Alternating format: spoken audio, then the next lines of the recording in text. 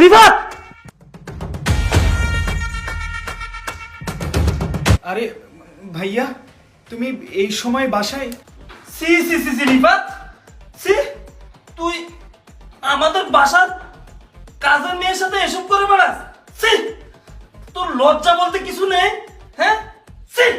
Sir sir আপনার আল্লাহ দোহাই লাগে স্যার, আপনি ছোট সাহেবকে কিছু কই না স্যার। স্যার ওনার কোনো দোষ নেই, আপনার পায়ে ধরে কই স্যার, আপনি ছোট সাহেবকে কিছু কই না স্যার, ওনার কোনো দোষ নেই স্যার, আপনার দুইটা পায়ে ধরে আমি। পাসার পাসার, উঠ উঠ উঠ।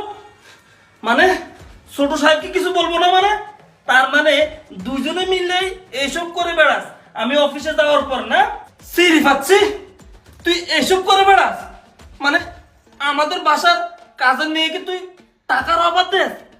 2 লক্ষ টাকা দিয়ে তুই বাসার মধ্যে এসব করাস? সি, খুব খারাপ লাগতেছে রিফাত, তুই যে এসব করে বেড়াবি আমার বিশ্বাস হচ্ছে না।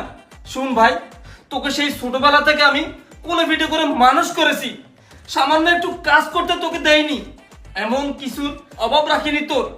তোকে কত কষ্ট করে আমি মানুষ করতেছি দেখ, আমি নিজে অফিস করি, সারা দিন অফিসে থাকি, আর তুই বাসার মধ্যে থাকে তুই এসব করে বেড়াস? ছি! আর এই মেয়ে, এই তোর যেহেতু টাকা লাগবে তুই আমাকে কেন বললি না?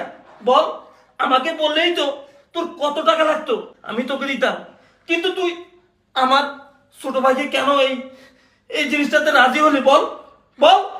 স্যার বিশ্বাস করেন স্যার, আমি আপনাকে খুব ভয় পাই স্যার, তার জন্য আমি বলতে পারিনি। ছোট সাহেব, আপনাকে একটা কথা কইতাম আমি। হ্যাঁ বলো, কি বলবা? আগে আপনি আমার কথা দেন, বড় সাহেব আপনি কইবেন না কিছু। আরে কি কথা বলো তুমি, আমি বলবো না, সমস্যা নেই, বলো। ছোট